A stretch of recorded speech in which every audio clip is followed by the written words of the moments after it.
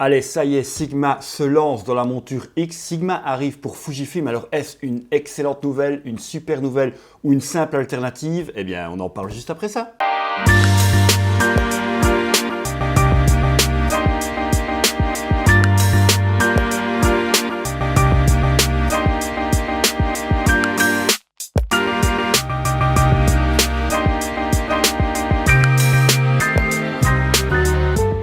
Salut à tous, ravi de vous retrouver. Pour rappel, je m'appelle Karim, je suis photographe professionnel de portraits et de mode et j'expose principalement mon travail sur mon compte Instagram. Je vous invite à suivre le lien qui est juste ici en bas de la vidéo pour aller découvrir ce que je fais, ça ferait vraiment plaisir. Comme je vous le disais en introduction, enfin Sigma nous propose 3 optiques pour la monture X de chez Fujifilm. Lorsqu'il y a environ 2 ans, Fujifilm avait annoncé officiellement qu'ils ouvraient la monture X aux constructeurs tiers, tous les regards sont tournés vers Sigma qui est le constructeur premium que nous attendions tous, nous, Fugistes. Et on peut dire qu'ils ont pris le temps. D'ailleurs, le premier à avoir dégainé, c'est pas Sigma, c'est Tamron. Mais j'avais été, et je le suis toujours d'ailleurs, déçu par la stratégie de Tamron de l'entrée dans la monture X. Vous pouvez d'ailleurs aller voir ma vidéo à ce sujet juste ici. J'avais été déçu, donc pas par la qualité de l'objectif, que je n'ai d'ailleurs pas testé et qui apparemment est très bon, mais sur la façon dont ils sont rentrés dans la monture X. C'est pas du tout le cas de Sigma. Sigma, eux, restent fidèles à leur image, à ce qu'ils sont, et qui correspond pour moi plus à Fujifilm. On a en effet 3 optiques fixes qui sortent maintenant chez Sigma pour la monture X, et donc des objectifs qui potentiellement sont très bon, voire excellent pour le portrait, et ça tombe bien, je fais du portrait. Donc on peut le voir ici en fait, sur l'annonce de Sigma sur leur site officiel, ils annoncent donc 3 objectifs pour Fujifilm, 16 mm 1.4, tiens, ça existe déjà chez Fuji, 30 mm 1.4, tiens, ça existe presque chez Fuji avec le nouveau 33 mm, et 56 1.4, là on est encore une fois en frontal avec un autre objectif Fujifilm qui est le 56 1.2. Donc on est vraiment sur une stratégie d'alternative, on n'est plus du tout sur le fait de vouloir proposer quelque chose qui n'existe pas dans la gamme, et essayer de combler un manque, ce que Tamron a fait avec son zoom très polyvalent. Ici, on est sur des objectifs fixes qui existent déjà dans la gamme Fujifilm. Maintenant, certains sont plus anciens, n'ont pas encore été renouvelés par Fujifilm, d'autres sont très nouveaux, je pense au 33 mm, et là, la concurrence risque d'être beaucoup plus rude. Alors pourquoi on attendait Sigma vraiment, nous les Fugistes? Moi, j'attendais Sigma comme j'adorais Sigma quand j'étais chez Canon. C'est vraiment le fabricant d'objectifs tiers qui est très premium, qui n'a généralement rien à envier aux objectifs de la marque officiel du boîtier, et même souvent qui est supérieur sur beaucoup de modèles d'objectifs.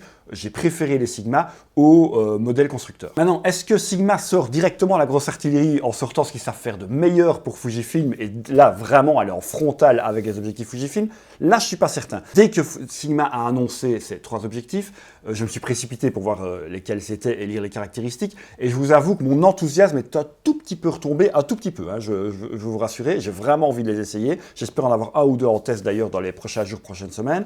Mais donc, c'est pas le waouh que j'attendais, c'est juste des très bonnes optiques, je pense, à tester. Mais on est sur des objectifs de haute qualité, mais pas le premium du premium. On va regarder ça de façon plus près, je vais vous dire ce que j'en pense, je vais vous dire quels sont les avantages d'avoir sorti d'abord ces optiques, et pour moi, le ou les inconvénients également de ces optiques-là pour Fujifilm. Et puis, vous me direz surtout ce que vous en pensez en commentaire. Vous pouvez directement me dire d'ailleurs en commentaire si ces objectifs vous intéressent, si vous les attendiez, et si c'est le cas, lequel. J'ai d'ailleurs fait déjà un sondage sur YouTube et sur Instagram. Alors, on voit ce que vous attendez le plus, c'est le 56 1.4.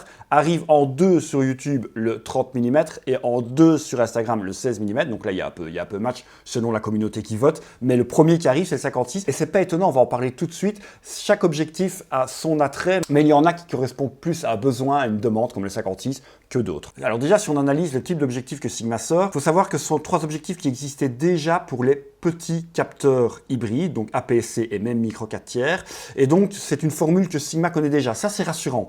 On sait que c'est des objectifs qui fonctionnent bien pour d'autres marques, qui sont des succès commerciaux et qui auront un super rendu d'image. Donc, Sigma ne va pas à l'aveugle sur des prototypes ou des essais pour Fujifilm. Il utilise vraiment des objectifs et des formules optiques qu'il connaît. Il a dû évidemment les adapter à Fujifilm. Vous savez, quand on fait une nouvelle monture, il y a évidemment tous les connecteurs qu'il faut adapter pour que l'objectif soit 100% bien reconnu par l'appareil. Et le capteur n'est pas identique, donc on doit adapter tout ça. Mais la formule générale reste la même, et on voit que Sigma, justement, n'a pas pris de risque, qui a sorti 3 objectifs qui fonctionnent déjà très bien pour d'autres marques APS-C ou micro 4 tiers. Et c'est ce que vous voyez ici, DC-DN, ça veut dire donc que ce sont pour des capteurs APS-C et DN pour des hybrides. Et alors, le Contemporary qui est ici. Ça, c'est une gamme. Donc, Sigma a réparti maintenant ses objectifs en 3 gammes. Il y a la gamme Sport.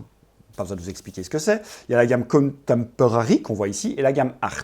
Donc ici, c'est la Contemporary. Ce sont des objectifs surtout qui se démarquent par leur légèreté et leur compacité. Sigma, généralement, quand ils montent en gamme dans les optiques, on le voit dans la gamme Art, ça devient très lourd et très imposant. Je pense qu'ils ont d'abord décidé de rentrer sur cette gamme ici chez Fujifilm puisque les boîtiers sont relativement petits pour ne pas perdre l'avantage de cette compacité. Ils ont sorti en fait des objectifs de leur gamme la plus compacte. Ça, c'est pas bête comme solution. Maintenant, attention que cette gamme-ci, la Contemporary, j'arriverai à le dire plus vite la prochaine fois, j'espère, ce n'est pas leur plus haute gamme au niveau optique, c'est la gamme Art. Donc déjà, Sigma ne sort pas la grosse artillerie en qualité optique d'un coup. On n'a pas une gamme Art qui arrive, on a une gamme Contemporary, c'est très bon, mais c'est pas le summum et le top de ce que Sigma peut faire. Donc est-ce que ça va vraiment concurrencer la gamme Fujifilm? J'y viens tout de suite. En fait, ça va concurrencer les Fujifilm déjà existants selon qu'on en prend un plus que l'autre. Si on prend par exemple le 56 mm, celui que vous attendez le plus visiblement, et je comprends pourquoi, le voici, là ça devient vraiment intéressant puisqu'on attend tous, on sait que Fujifilm est en train de renouveler sa gamme, j'ai déjà fait les vidéos des nouveaux objectifs qui sont sortis, le 18 et le 33 et le 23 mm arrive, donc la nouvelle gamme est en train de se renouveler et elle est pour le moment d'excellente facture, mais le 56, et on sait que le 56 1.2 est un objectif que beaucoup de Fujistes adorent, surtout dans le portrait, n'a toujours pas été renouvelé et il a quand même des défauts au niveau de son piqué en grande ouverture, je ne vais pas revenir là-dessus, de son autofocus qui est assez aléatoire. Donc que Sigma arrive sur le 56 1.4, ça comble un manque parce qu'on attend tous un nouveau 56 mm chez Fuji qui n'arrive pas. Et donc, ce 56 pourrait être une belle alternative, surtout que c'est fabriqué par un constructeur de qualité. Quand on va plus loin, d'ailleurs, si on compare déjà les spécificités techniques des deux, on va voir que le gros avantage de ces Sigma, il est là, hein, c'est dans le poids. Alors, dans les caractéristiques techniques officielles, ils n'ont pas encore mis le poids de la version Fuji au moment où je tourne cette vidéo, mais on ne devrait pas en être loin. Donc, on est chaque fois à moins de 300 grammes, alors que le 56 de chez Fujifilm fait 405 grammes, donc on aura quelque chose de beaucoup plus léger et également de beaucoup plus petit. Hein. On voit que l'appareil est moins large et moins haut chez Sigma que chez Fujifilm et le diamètre est également plus petit. On a 55 chez Sigma et 62 chez Fujifilm. Alors effectivement, on n'est pas sur la même ouverture, on est bien d'accord, 1.4 Sigma, 1.2 Fujifilm, donc voilà, ça aide aussi à la compacité, mais de toute façon, la gamme Contemporary est une gamme qui est quand même relativement compacte et légère, c'est le gros avantage. On sait aussi que ces objectifs Sigma ont la dernière génération d'autofocus de la marque, et donc on va certainement avoir un autofocus qui est plus précis et qui est certainement plus rapide, en tout cas que le 52 mm qui commence vraiment à dater. Pour ce qui est du 30 mm par rapport au 33 mm de chez Fujifilm, nouvelle génération, je vous rappelle, hein, il est sorti il y a quelques mois, le 33, là on a vraiment deux nouveaux objectifs qui s'affrontent, toujours avantage au niveau du poids à Sigma, hein, on a quelque chose de plus léger, 100 grammes environ de moins, et on a quelque chose qui est un peu plus petit. Les dimensions sont pratiquement équivalentes, donc on a quelque chose qui pour moi prendra plus ou moins la même place dans le sac, mais qui sera plus léger à transporter et un petit peu moins large, mais voilà, au niveau du diamètre c'est plus ou moins la même chose, mais par contre au niveau du poids on y gagne vraiment. Là ça va être un beau match puisque tout nouvel objectif chez Fujifilm, vous le savez, qui est excellent dès la grande ouverture, on va voir si Sigma est capable d'arriver au même point. Là où le match sera plus serré, au niveau des caractéristiques, encore je parle, bien entendu, c'est au niveau du 16 mm. Même si le 16 mm Fujifilm est assez ancien, il n'a pas été remplacé par Fujifilm. On sait que dans le grand angle, Fujifilm a sorti un nouveau 18 mm. J'ai d'ailleurs fait le test de ce 18 mm qui m'avait vraiment enchanté. Mais le 16 n'a pas été remplacé, il fait toujours partie de la gamme. Et donc, là, Sigma arrive sur ce terrain-là, sur le 16 mm. Alors, là, on a par contre, par rapport aux deux autres, quelque chose qui est plus lourd chez Sigma, qui n'est pas spécialement plus petit, qui a des dimensions équivalentes au Fujifilm et un diamètre équivalent. Donc là, c'est vraiment sur la qualité de l'objectif, son autofocus, le piqué, la qualité en grande ouverture, les aberrations chromatiques, tout ça, tous ces tests habituels que nous faisons sur cette chaîne, par exemple, sur les objectifs, on va voir si Sigma est au-dessus ou en dessous du 16 mm Fuji.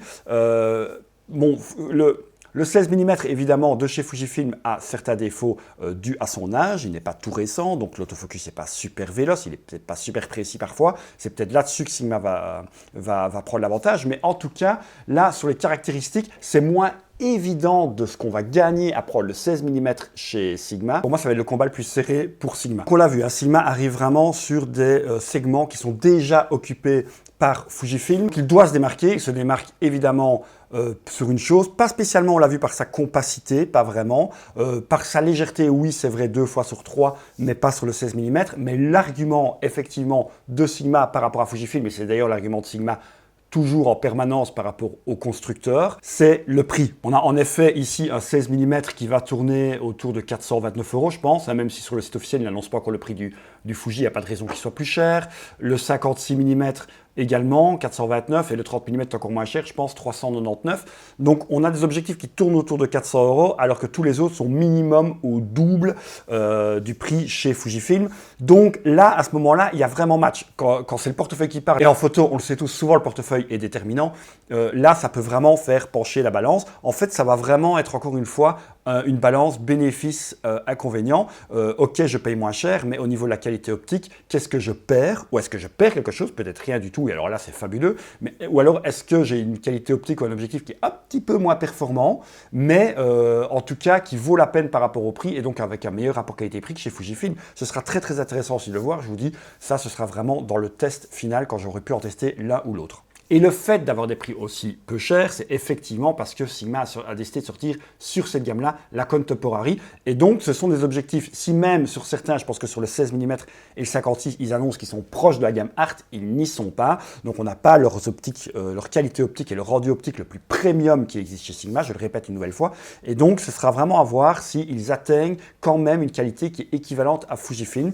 Là-dessus, j'ai quand même des doutes. C'est pour ça que les deux ont leur raison d'être. On vient justement à la question de à qui profite le fait que Sigma arrive, eh bien à tout le monde, à Sigma bien entendu, et à Fujifilm. Donc il ne faut pas oublier que Sigma a pris du temps à se lancer, simplement parce qu'il fallait faire une étude de marché. Fujifilm, pendant longtemps, n'a pas été la marque d'hybride la plus vendue, mais de plus en plus, il y a une progression, et ça devient vraiment un acteur majeur de l'hybride, un des 3 acteurs majeurs pour moi. Donc Sigma devait y aller, donc je pense que là, maintenant, ça va être rentable pour eux, mais pour Fujifilm, c'est bien aussi, parce qu'avoir une marque de boîtier avec une vraie offre optique, donc la sienne, plus des constructeurs tiers de qualité, eh bien ça rassure le consommateur, ça rassure peut-être les gens qui ont envie de changer de marque et passer chez Fujifilm, de se dire ok, je peux même avoir du Sigma à un prix très intéressant. En plus, peut-être que certains utilisateurs connaissent Sigma des marques qu'ils utilisent actuellement, et donc sont encore une fois rassurés de pouvoir aller chez Fujifilm en se disant ok, j'ai des optiques Fuji, je sais que c'est excellent, mais j'ai une alternative qui est sérieuse chez Sigma. Et à qui ça ne profite pas? Eh bien c'est sûr que ça ne profite pas à des marques comme Viltrox, qui sont dans cette gamme de prix-là,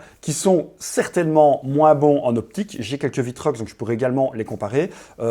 Déjà parce que Viltrox s'est lancé bien avant l'ouverture de la monture Fujifilm. On a presque une monture pirate, ou en tout cas pas officielle chez Viltrox, donc les mises à jour sont un peu fastidieuses. On sent bien que la compatibilité n'est pas toujours excellente entre le boîtier et l'objectif. Ce ne sera pas le cas chez Sigma, puisqu'ils ont la licence officielle Fujifilm, donc on aura des mises à jour qui sont complètement 100% compatibles avec le boîtier.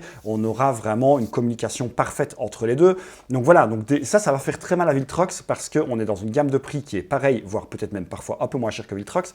Et là, pourquoi encore aller choisir la marque chinoise alors que chez Sigma, on a quelque chose de qualité au même prix? Donc si je résume, on a vraiment 3 optiques fixes qui sont très très intéressantes chez Sigma, qui sont une vraie alternative à Fujifilm, surtout au niveau du prix. Si on n'a pas envie de mettre 800 à plus de 1000 € dans une focale équivalente chez Fujifilm, je pense vraiment, ce sera à tester, mais je pense vraiment que le 56 risque d'être meilleur que le 56, en tout cas de corriger pas mal de défauts que le 56 à .2 de chez Fujifilm. Pourquoi? Parce qu'il n'a pas encore été remplacé. Par contre, si d'ici quelques semaines, quelques mois, Fujifilm annonce un nouveau 56, encore une fois, ce sera certainement le prix pour certaines personnes qui va faire pencher chez Sigma, mais je ne suis pas sûr que la qualité optique sera supérieure chez Sigma, je pense que ce sera plutôt le contraire. Alors maintenant, ce qui me gêne un petit peu dans le fait d'avoir choisi par Sigma 3 objectifs de la gamme Contemporary, c'est qu'effectivement c'est léger, ça va être plus facilement transportable, mais on a vu que ce n'est pas spécialement beaucoup plus transportable que les Fujifilm.